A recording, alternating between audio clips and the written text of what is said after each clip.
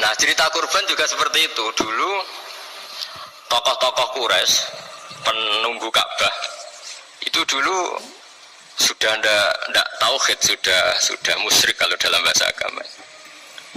Itu di mana-mana termasuk kebutuhan pokok manusia itu kalau kumpul-kumpul tuh makan-makan. Itu mulai dulu. Terus korbannya itu ya pasti perempuan mulai dulu. Jadi hanya bagian masak, boleh makan nanti ngenteni luyan itu, ngenteni bekas-bekasnya. Sehingga yang nyortir Abu Jahal CS itu. Jadi yang kurban harus hewannya bagus, spesial, bahkan nggak boleh dikawinkan. Hewan yang mau dikorbankan itu nggak boleh dikawinkan, nggak boleh pernah dikendarai, nggak boleh pernah dipakai bajak sawah dan sebagainya. Semuanya serba spesial. Nanti dikorbankan di Ka'bah, yang dijual Ka'bah. Nah pertanyaannya, Ka'bah ini nggak pemakan daging, yang untung ya ketua-ketuanya ini. Bismillahirrahmanirrahim. Subhanaka la ilma lana illa ma 'allamtana innaka antal alimul hakim. Allahumma sholli wa sallim ala sayyidina Muhammad wa ala alihi wa sahbihi. Yang sangat saya hormati Dekan Fakultas Kedokteran UGM, juga putri dari Profesor Zaini, Profesor Ova Amelia, yang terhormat Dr. Neni, Dr. Profesor Dr. Madharina Zulia, dan semua yang hadir, termasuk teman kami Dr. Zulfikar, semua teman-teman kru, semua yang dari UGM, semua pendengar yang sangat saya hormati. Saya tidak akan cerita tentang perspektif kesehatan karena ini wilayah yang menangani kesehatan. Mereka lebih spesifik, lebih tahu. Tapi saya akan cerita tentang sejarah kurban. Tanggal 17 Juli yang lalu kami pas sowan Pak Quraisy. Beliau adalah teman Profesor Zaini, abahnya Mbak Ova ketika di Al-Azhar. Ketika Profesor SMA di sana, Pak Quraisy, itu Pak Zaini kakak angkatannya. Jadi dekat sekali, dan alhamdulillah kemarin Mbak Najwa juga sambung langsung sama Profesor Ova lewat adik saya, Mama itu. Dan ini itu Bufa, sangat penting ya. Jadi kalau dalam tradisi agama itu silaturahim adalah menyambung sesuatu yang seharusnya tersambung. Saya masih ingat pesanan Pak Zaini, berkali-kali beliau bilang saya, agama yang masuk negara nggak konflik itu diantaranya paling spesial itu Indonesia, karena para wali ini mendampingi kultur daerahnya tapi tidak benturan. Misalnya kalau orang Jawa dulu pakai sesajen di sawah-sawah, katanya dimakan penunggunya. Ya penunggunya sawah itu kalau dulu ya pikirannya itu makhluk gaib. Di era modern ya penunggunya itu ya kambing, ayam itu. Jadi ya memang yang makan itu akhirnya. Tapi dulu itu aneh, diistilahkan dimakan penunggunya. Kalimat penunggu itu apa ya gak jelas, apa dengan tanda petik, apa penunggu betul gak jelas. Wali-wali datang tidak mengkafirkan itu, tapi terus dirubah jadi sedekah ke tetangga-tetangga. Jadi kultur itu nggak dilawan, tapi cukup diubah. Jadi makani demit menjadi sedekah ke tetangga. Nah cerita kurban juga seperti itu. Dulu tokoh-tokoh Quraisy, penunggu Ka'bah, itu dulu sudah ndak tauhid, sudah musyrik kalau dalam bahasa agama. Itu di mana-mana termasuk kebutuhan pokok manusia itu kalau kumpul-kumpul tuh makan-makan. Itu mulai dulu. Terus korbannya itu ya pasti perempuan mulai dulu. Jadi hanya bagian masak, boleh makan nanti ngenteni luyan itu, ngenteni bekas-bekasnya. Sehingga yang nyortir Abu Jahal CS itu. Jadi yang kurban harus hewannya bagus, spesial, bahkan nggak boleh dikawinkan. Hewan yang mau dikorbankan itu nggak boleh dikawinkan, nggak boleh pernah dikendarai, nggak boleh pernah dipakai bajak sawah dan sebagainya. Semuanya serba spesial. Nanti dikorbankan di Ka'bah, yang dijual Ka'bah. Nah pertanyaannya, Ka'bah ini nggak pemakan daging, yang untung ya ketua-ketuanya ini, karena Ka'bah tidak doyan daging. Dan itu ya di atas namakan Allah, ini demi taqarrub ilallah, demi itu. Sehingga mereka bilang waqalu hadhihi an'amu wa harsun hijrul la yat'amuha illa man nasa'u bisamihim. Ini hewan kurban harus spesial, dan yang berhak makan hanya orang-orang spesial, yaitu para penunggu Ka'bah, para sadanatul bait. Tapi karena mereka sudah tidak benar, tidak jujur, Islam mau merubah tradisi itu. Tapi kalau tradisi itu dirubah, maka Islam akan terkenal pelit, karena dari acara makan-makan menjadi tidak ada makan-makan. Jadi kadang kebenaran itu harus diganti dengan sesuatu yang tidak ekstrim, karena tadi dari acara makan-makan menjadi sama sekali nggak makan-makan, maka terus diganti oleh Islam dengan kalimat udhiyah, dengan kata kurban.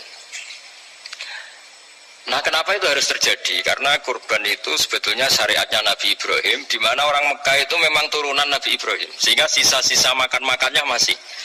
Cuma mulai ada melenceng, ada sesajen, ada khurafat, ada bid'ah. Kemudian itu mulai masalah. Terus Rasulullah Muhammad SAW datang ingin benahi itu. Tapi yang dibenahi adalah menghilangkan kemusyrikannya, bukan makan-makannya. Akhirnya diganti oleh udhiyah. Nah, kenapa ada kurban? Kalau dalam banyak literatur, Nabi Ibrahim alaihissalam itu Nabi yang paling, dengan tanda kutip, mengklaim kalau beliau itu orang paling sayang kepada Allah, paling dekat kepada Allah. Nggak ada yang dicintai selain Allah. Beliau memaklumatkan itu baik secara lisan maupun di gemuruh hatinya, di bisikan hatinya, di detak jantungnya, pikirannya seperti itu. Pas itu beliau belum punya putra, karena beliau termasuk lambat punya anak. Suatu saat ditakdir punya putra, yaitu Ismail.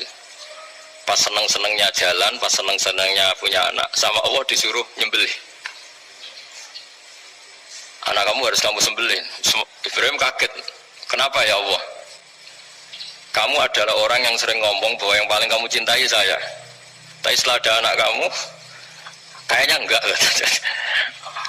Protes Nabi Ibrahim, Pak. Yang benar Gusti, iya harus anak kamu. Karena beliau kadung janji, kadung komitmen yang paling dicintai Allah, tidak ada yang lain. Saya akan mencintai engkau ya Allah, meskipun harus mengorbankan anak saya. Singkat cerita terus disyariatkannya kurban itu.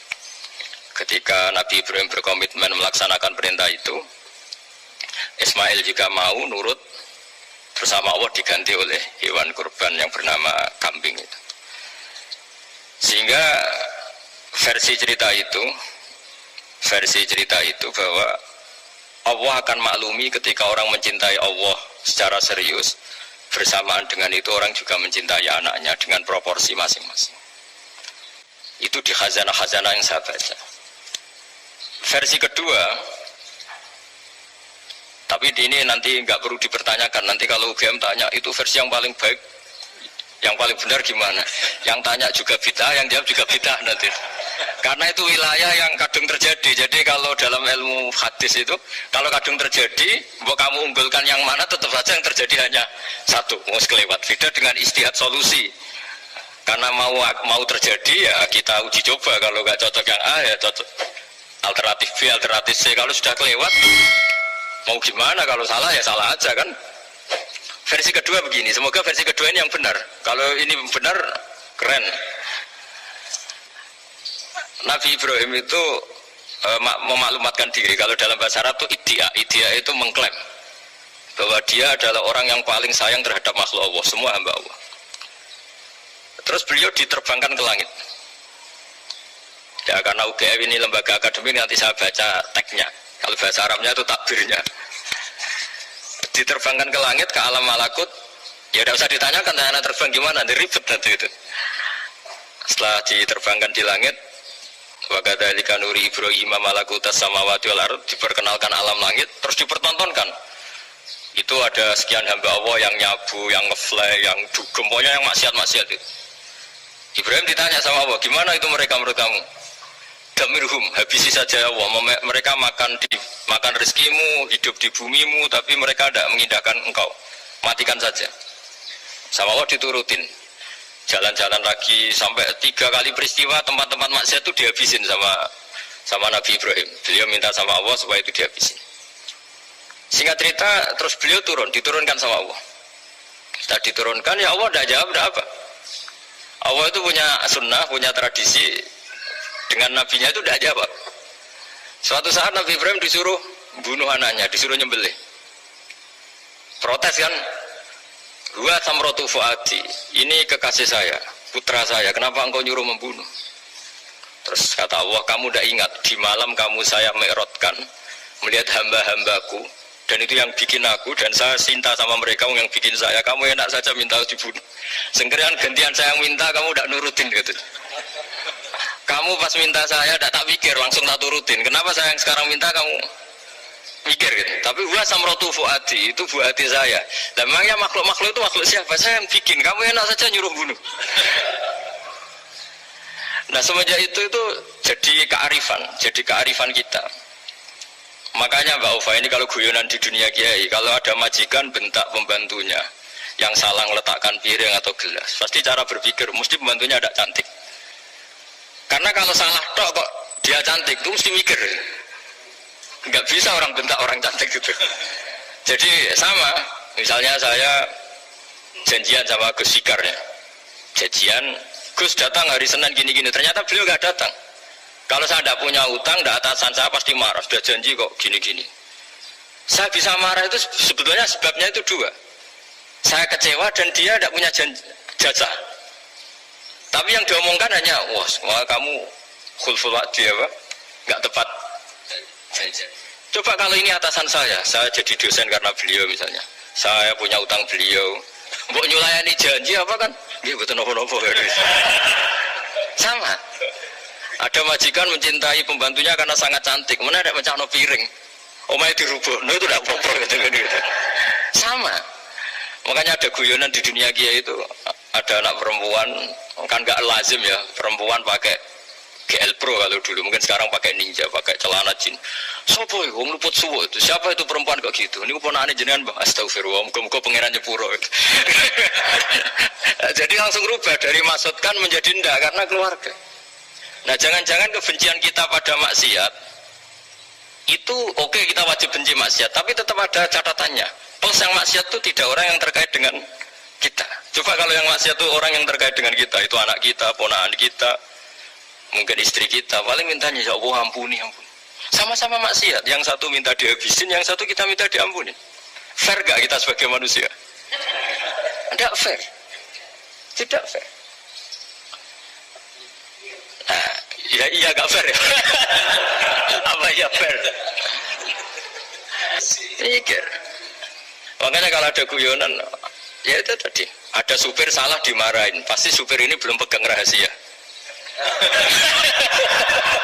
Tapi kalau sudah pegang kartu, si majikannya punya apalah gitu, simpanan gitu, wah ini pegang, berani marah gak? Ini dokter Kelik juga teman saya, itu pengalaman sekali.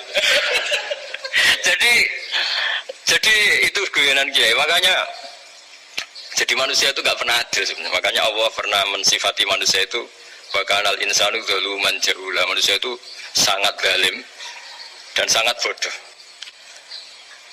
Kalau misalnya jenengan tanya, orang soleh pun itu gimana? Orang soleh asal manusia tidak nabi, itu ya mesti ada zalimnya.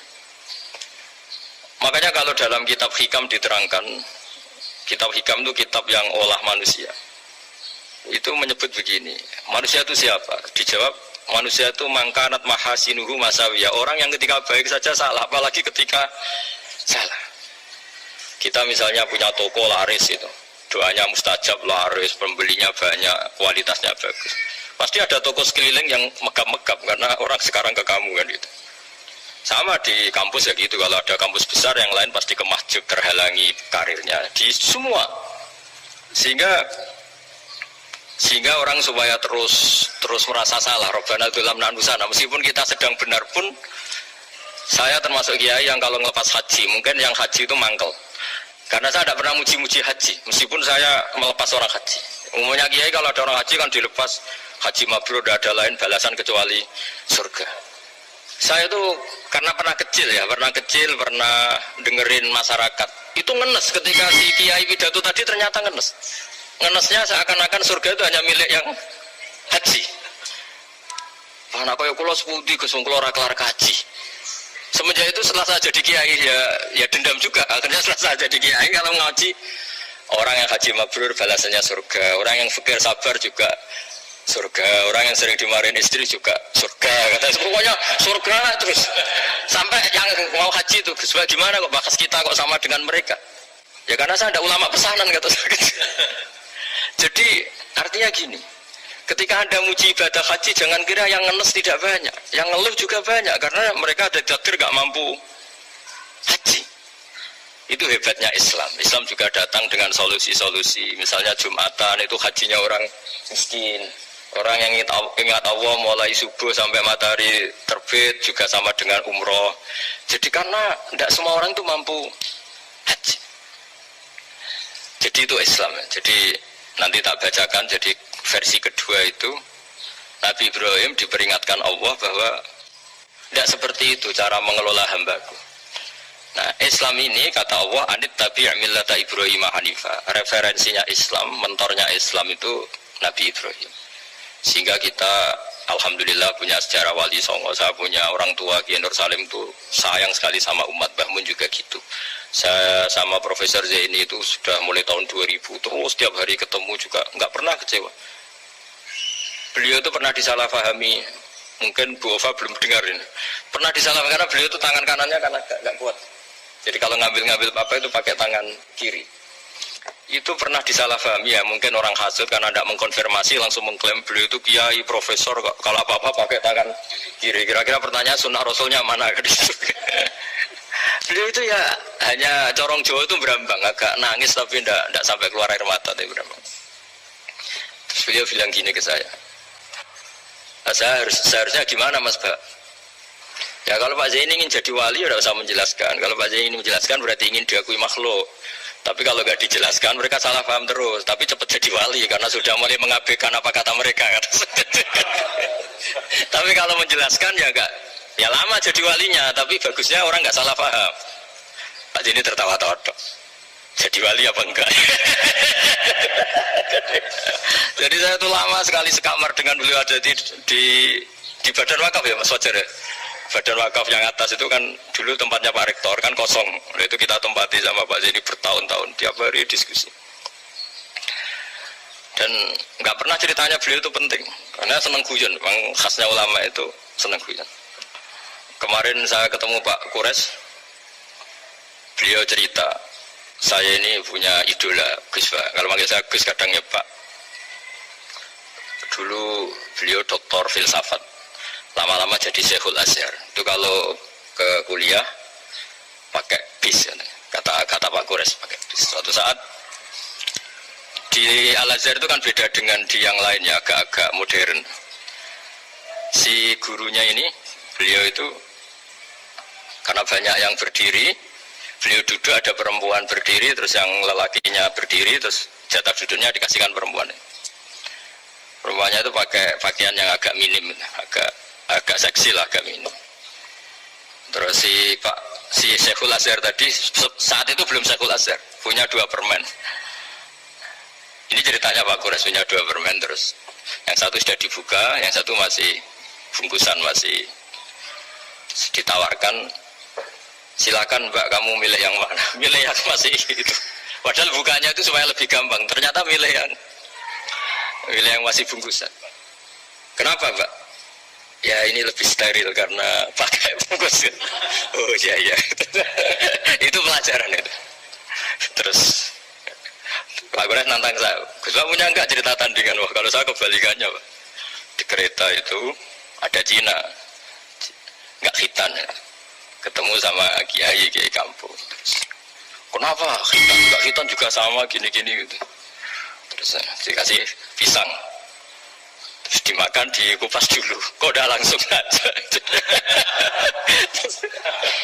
Terus kata Pak Kures, nah ternyata sama Pak Zaini sama Pak Kures itu dibalik ke profesorannya. Ceritanya itu ya guyon terus.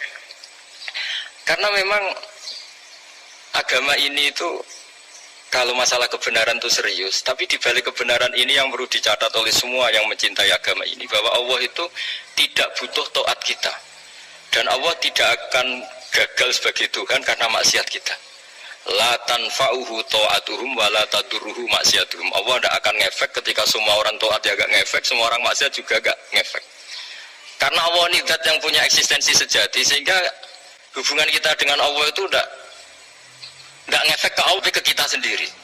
Sehingga mereka lebih rileks karena nggak merasa harus mati-matian bela Allah. Allah tetap Al-Qayyum, zat yang bisa berdiri sendiri. Sehingga Di kitab-kitab itu ada bab namanya Mizahun Nabi, guyonan-guyonan Nabi. Itu ada babnya sampai di kitab Ihya, di kitab banyak lagi gitu.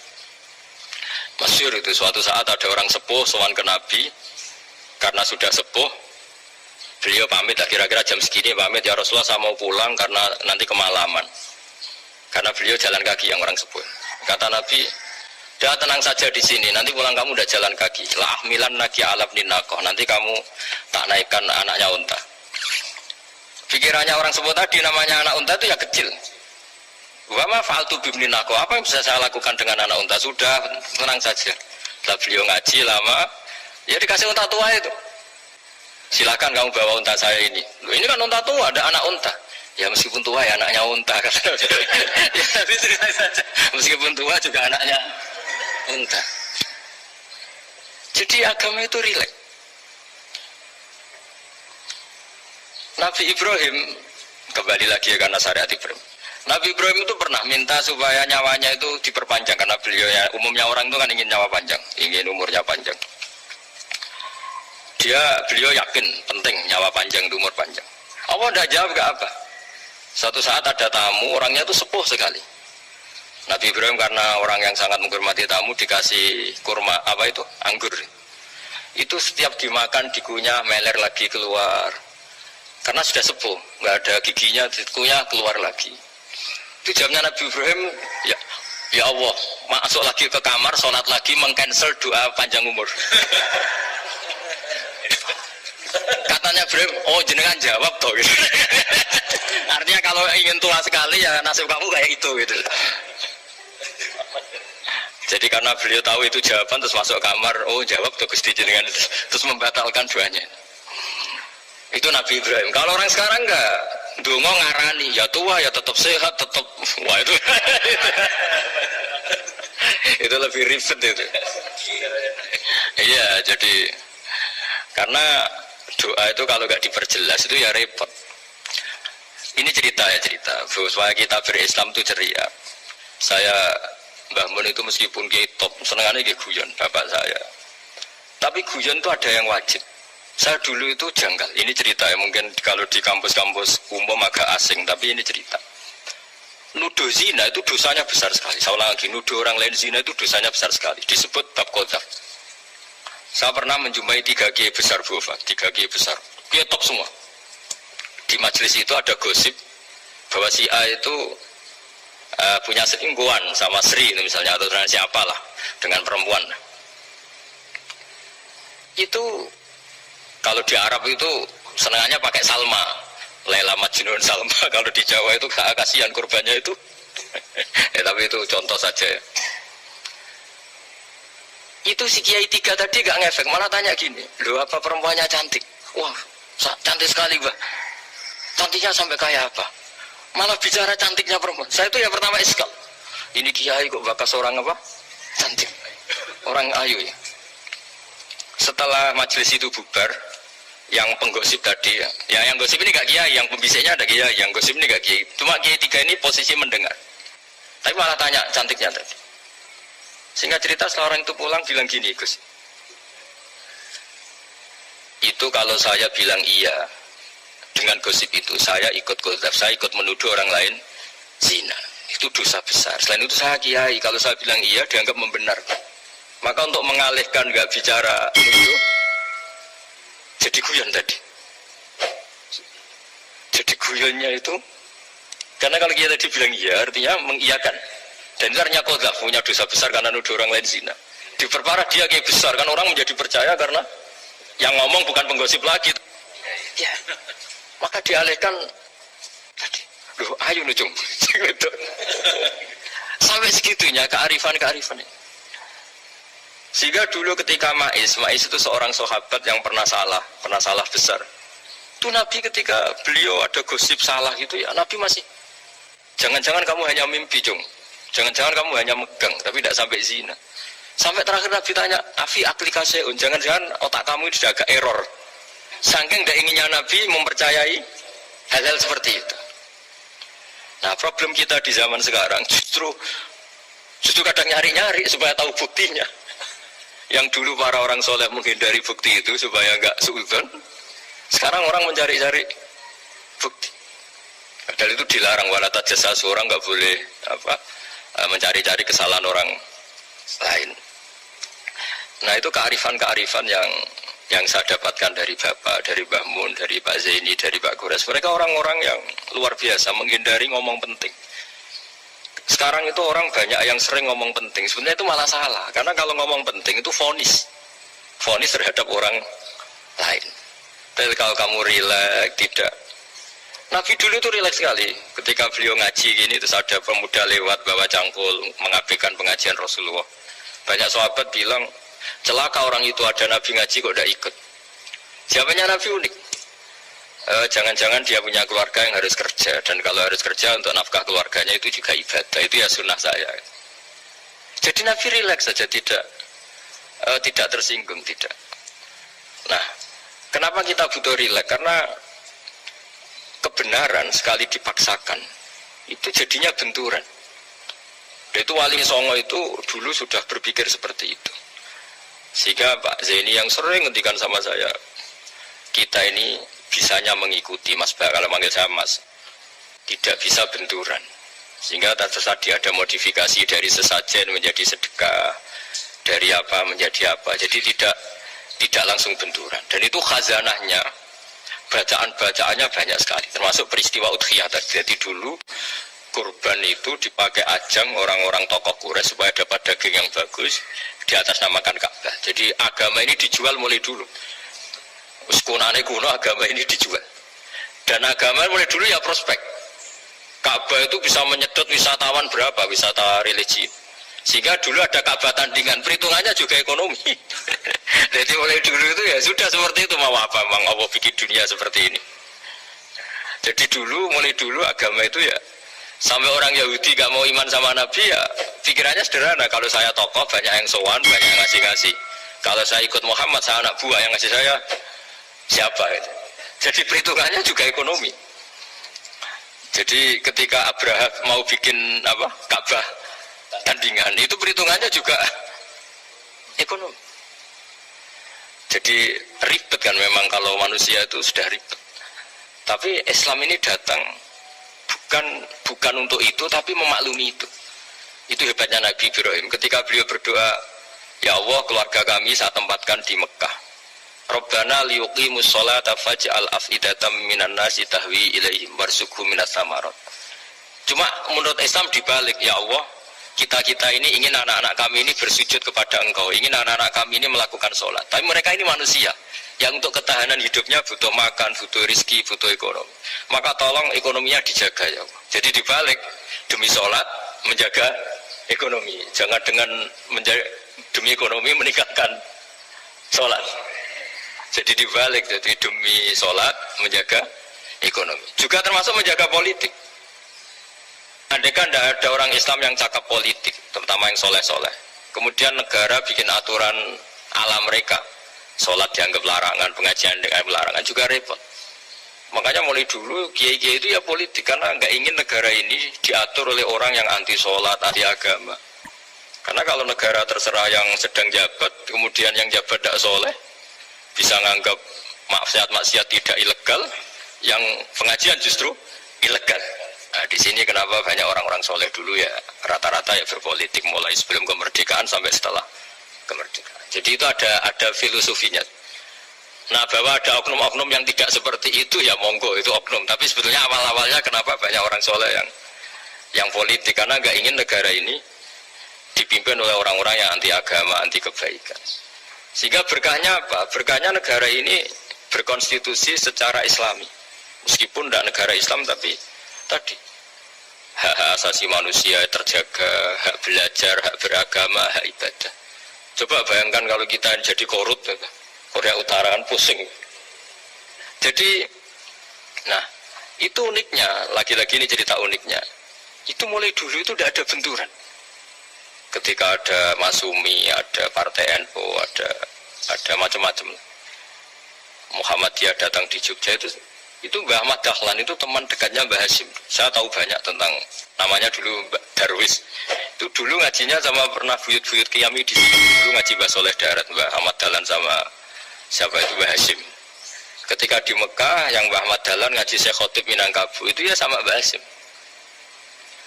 Nah kebetulan Mbah Ahmad Dahlan hidup di Jogja yang zaman itu sudah khurafatnya kayak apa, karena ada sistem agama yang sangat menurut beliau sangat jauh dari Islam yang murni, terus beliau revolusinya seperti itu. Yang Mbah Hasyim nempat di Jombang.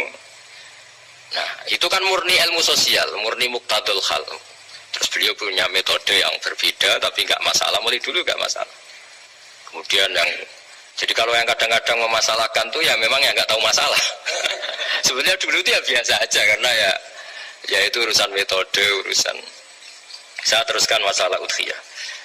Jadi yang diceritakan Nabi Ibrahim tadi bahwa benci seseorang kita atas namakan maksiat itu tidak segampang itu, karena jangan-jangan kebetulan yang maksiat itu keluarga kita. Apakah kita punya kebencian yang sama saat yang maksiat itu keluarga kita, atasan kita, teman kita? Ya kayak tadi, kalau saya corong jauh dibelanjani janji, ada orang janji sama saya nggak tepat waktu, saya bisa marah, itu pasti sebabnya jelas, itu bawaan saya nggak berjasa sama saya. Kalau kata dokter Klik nggak cantik ya. Tapi kalau itu orang yang misalnya rektornya bilang, maaf ya saya tidak bisa datang hari ini, tidak apa-apa. Mesti manut itu. Atau yang nyelain janji kiai itu, cuma harus teko itu. Ini betul apa-apa. Gayanya aja kita marah karena khulful wa'di apa, ingkar sama. Intinya Nabi Ibrahim itu coba kalau yang maksiat itu anak kamu berharap saya ngasih tobat kan, bukan langsung tak habisin kan. Intinya Allah ingin bilang ke Nabi Ibrahim, andai kan yang maksiat itu anak kamu, ingin saya menghabisi apa tak kasih tobat? Ya kasih tobat ya. Ya seperti itu saya yang bikin. Maka di Al-Azhar sana, kalau cerita orang-orang alim itu masyhur, ada tempat maksiat mau dihabisin sama orang-orang yang sangat keras. Ketemu Syekh Mutawalli Sya'rawi, ditanya, andai kan mereka mati saat maksiat, itu mereka ke surga apa ke neraka? Ya ke neraka. Terus ditanya sama Syekh Mutawalli, kalau mereka ke neraka, akan adzalika muradan Nabi? Apa seperti itu yang digadaki Nabi, umatnya mati terus masuk neraka karena belum tobat? Tidak, Nabi inginnya mereka tobat dulu. Ya sudah, jangan dihabisin, kamu berproses ikut mentobatkan mereka. Kebetulan ini mau mendengar. Jadi kita lunak, kita baik itu ya semuanya ingin la'allahum yarji'un, semoga mereka kembali, mereka tobat. Bukan lunak dengan arti mengakui maksiat itu satu kebaikan, itu yang bahaya. Kalau lunak sampai mengakui itu maksiat itu kebaikan, itu bahaya sekali. Tapi kita lunak karena kita ingin berproses untuk bertobat. Karena tadi kalau kita punya nurani itu mesti, andai kan yang maksiat itu anak kita atau teman dekat kita atau orang yang berjasa sama kita, apa kita bisa tegas? Kira-kira gimana? Bisa kamu tegas sama anak kan? Berat. Ditantang mingkat aja pusing gitu. Ya makanya terus ini saya baca teks aslinya ya, supaya mungkin sebagian yang punya kitabnya atau memang punya tradisi akademik supaya mendengar ini. Saya baca ini versi yang kedua ini di kitab Hikam. Kitab Hikam itu termasuk kitab pegangan para kiai, halaman 4 juz 2. Diredaksikan gini, waqat adaba wa ta'ala, ini masih tentang kurban. Waqat adaba wa ta'ala khalilahu Ibrahim fi ba'di mawatinihi al-azimah. Jadi Allah kalau dalam bahasa Arab memberi teguran itu namanya takdib. Makanya kalau orang nakal itu, kalau orang Jawa bilang kurang ajar. Sebenarnya ajar itu kan tahun ajaran baru. Ajar itu kan barang baik. Ya kan disebut tahun ajaran baru. Pengajaran, ajar itu kan barang baik. Jadi kalau kurang ajar berarti kurang baik. Itu bahasa Arabnya orang yang kurang ajar perlu diajari. Itu kalau orang Arab bilang ditakdib. Diwarai toto kromo, diadabkan. Jadi belum punya adab diadabkan.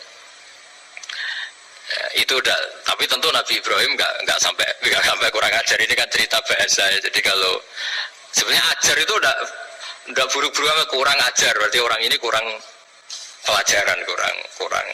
Tapi di Jawa itu agak salah kaprah. Kalau kurang ajar itu ekstrim. Misalnya duduk di meja itu disebut kurang ajar. Sebenarnya ada saya ekstrim itu. Saya teruskan ya. Terus wa 'allamahu kaifa yatakhallaku bi hadzal khuluqil karim inda tilaihi 'alal asrar. Terus kan anak Ibrahim annahu arhamul khalqi qal farafa'ahu wa ta'ala hatta asyrafa 'ala ahli ardi. Nabi Ibrahim diterbangkan ke langit sehingga melihat di bumi yang maksiat-maksiat itu. Faqala ya rabbi damirhum, habisi saja. Terus faqala wa ana arhamu bi ibadi minka ya Ibrahim ibid fala'allahum yatubun wa yarji'un. Jadi setelah permintaannya semua dikabulkan, dihabisi sama Allah, terakhir cobalah kamu sekali-kali dakwah ke mereka. Kamu belum pernah dakwah, kok tahu-tahu minta mereka dihabisin. Coba kamu dakwah, jangan-jangan mereka mau kembali. Nah terus sebagian cerita itu terus diteruskan ketika suatu saat Ibrahim akhirnya diminta menyembelih putranya. Inni arafil manami anni atfahuka fangzur mata taro falamma tashammara lidzalik wa akhadha sikin biyadi qala Allahumma hadza waladi wa thamratu fuadi wa habbun nasi ilayya. Ya Allah, ini buah hatiku, ini orang paling saya cintai, kenapa engkau menyuruh ini supaya saya bunuh? Terus beliau dijawab sama Allah, ama ta'lamu anni rahimun bi ibadi kama anta syafiqun bi waladik fa idza sa'altani ihlaka abdi as'aluka dzabha waladik wahidan bi wahidin. Jadi kalau dulu kamu minta supaya hamba saya tak habisin karena maksiat, sekarang saya juga minta kamu menghabisi anak kamu. Tapi ini kan anak saya, sama itu hamba saya yang bikin juga saya. Nah semenjak itu Ibrahim dianggap sebagai bapak kasih sayang. Karena semenjak itu terus beliau orang yang paling sayang. Sampai ada 3 nabi yang menjadi metodenya Rasulullah SAW sebagai mentornya. Kalau Nabi Nuh melihat kemaksiatan langsung bilang, Rabbi la tadzar alal ardi minal kafirin dayyaru, habisi semua ya Allah. Tapi kalau Nabi Ibrahim apa? Faman tabi'ani fa innahu minni wa man asani fa innaka ghafurur rahim. Orang yang ikut saya ya karuan kelompok saya, dan yang sebelum ikut semoga engkau mengampuni. Tentu lewat proses dakwah, lewat proses.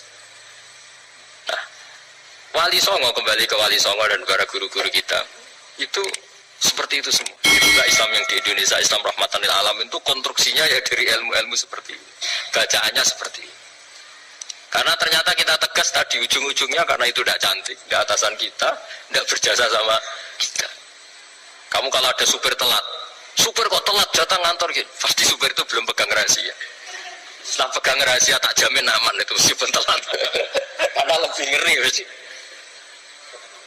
Artinya manusia itu kayak apa ngeklaimnya tegas, disiplin, objektif. Kira-kira iya apa enggak? Enggak lah kayaknya ya. Pasti tadi. Nah, itu yang makanya bapak saya kalau guyon sama saya itu, kalau umumnya orang itu kalau di dunia kayak muji istiqomah itu konsisten jadi imam masjid, konsisten jadi guru, jadi kalau bapak itu sering guyon ke saya, iku istiqomah apa mau digenti wong liya katanya. Artinya di balik istiqomah itu juga ada catatan lain. Jangan-jangan ambisi gak mau diganti orang lain. Jadi intinya manusia itu dalam benar saja ada unsur salahnya, apalagi pas salah gitu maksudnya. Nah ya pas benar saja ada unsur salahnya, apalagi pas salah. Nah, itu dengan sudut pandang seperti ini adalah orang terus gak gampang menghakimi orang lain. Karena manusia yang baik adalah cukup dia merasa aibnya banyak, salahnya banyak, kemudian itu menyibukkan dia dari mencari-cari aibnya orang lain. Makanya kalau dalam cerita Ibrahim alaihissalam, karena kurban itu identik dengan syariatnya Nabi Ibrahim, ya saya punya catatan yang kemarin tak baca juga di Jakarta. Itu suatu saat Nabi Ibrahim itu didatangin orang Majusi dulu. Orang Majusi itu ya tidak beragama. Singkat cerita Nabi Ibrahim itu terkenal kaya dan suka menghormati tamu. Dulu tamu itu sangat penting dihormati karena dulu gak ada warung, terus padang pasir. Kalau sekarang itu ya wajib dihormati tapi tidak wajib-wajib banget. Karena biasanya sudah marung di mana-mana. Sudah marung di apa? Bekal. Kalau dulu di padang pasir, kalau tamu nggak dihormati bisa mati betul. Kadang sudah hari perjalanan itu nggak makan nggak apa karena di padang pasir, warung nggak ada, nggak bisa ngopi-ngopi ya dulu. Sehingga kalau menghormati tamu dulu itu pahalanya luar biasa, ngasih makan itu. Kalau sekarang ya pahalanya biasa aja karena ya tamunya makannya ya biasa aja karena udah kenyang duluan itu. Singkat cerita orang ini datang ke Ibrahim minta dikasih makan. Nabi Ibrahim mengatakan kamu syaratnya harus Islam dulu, kalau enggak kasih makan. Karena Ibrahim itu seorang nabi dan beliau komitmennya seperti itu. Si tamu tadi putus asa.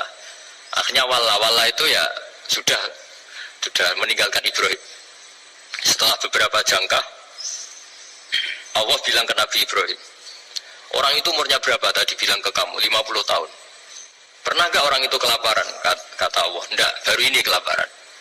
Terus kata Allah, mundu khamsina sanatan nut'imuhu ala kufri falau nawal tahu lukmatan min ghairi antu talibahu bidahiri dinik lakana ahsanarnya. Orang itu umurnya 50 tahun itu ya tak kasih makan, padahal dia majusi. Kamu baru diminta sehari saja minta syaratnya Islam. Terus itu ada di kitab apa Risalah Al-Qusairiyah di halaman 262. Jadi cuma dulu itu motifnya semuanya agama, bukan atas nama demokrasi atau kebebasan beragama. Karena dulu itu orang dulu itu kan saking sayangnya Allah, apa-apa konstitusinya ya perintah Allah. Dan ternyata perintah Allah seperti itu, akhirnya dipanggil. Kemana ya majusi ke sini tak kasih makan. Dan majusi akan kaget. Ada apa? Kenapa kamu rubah? Ditegur Tuhan. Iya, ditegur Tuhan. Jadi dan alhamdulillah saking simpatiknya orang majusi tadi akhirnya masuk Islam. Sama itu kan mirip orang Yahudiyah atau Yahudi itu yang tanahnya itu diambil ya sama Amr bin As untuk perluasan masjid di Mesir. Ya ketika lapor ke Sayyidina Umar, ngiranya itu kan dibenarkan perluasan masjid, ternyata Umar belain yang Yahudi. Iya, yang punya tanah harus dikembalikan tuh haknya. Jadi Islam itu menghormati hak kepemilikan meskipun itu milik non muslim. Jadi kata Allah, mut khamsina sanatan nut'imuhu ala kufri falau nawal tahu lukmatan min ghairi antu talibahu bitahiri dini.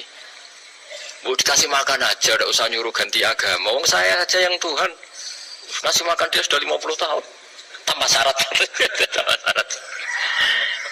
Ya jadi ini cerita ya Bu Ufa. Jadi kita mungkin kenangan saya dengan Bapak, Bu Ufa dengan Profesor ini kebetulan teman dekat sekali sama saya dan hampir tiap hari saya ketemu minimal 3 jam tahun-tahun. Sampai kalau kehabisan cerita akhirnya cerita keluarganya karena kesuwen belajar karena akhirnya cerita keluarga. Masa saya tadi ini saya cerita ini barang baik ketika beliau pernah ditahan karena aktivis dulu. Itu pas mau lahirnya Bu Aufa, terus beliau berdoa mati-matian delalah dibebaskan. Beliau sempat nunggui kelahirannya Bu Aufa ini, terus dinamai Aufa Amalia. Itu kalau dalam bahasa Arab itu Aufa itu Allah memenuhi apa yang saya angen-angen. Jadi itu ceritanya itu gitu. Jadi nama itu spontan aja ketika iya, jadi beliau itu aktivis dulu. Bukan dipenjara karena korupsi atau kriminal, bukan karena aktivis. Karena kalau model sekarang Bu, kalau nggak dijelaskan detail ditahan karena aktivis, nanti dikira ditahan karena yang lain. Ribet kan? Jadi ditahan karena beliau itu dulu aktivis, bukan karena. Ya saya kira demikian. Monggo kalau ada sesi tanya jawab, kalau tapi yang ringan-ringan saja nanti jadi serius.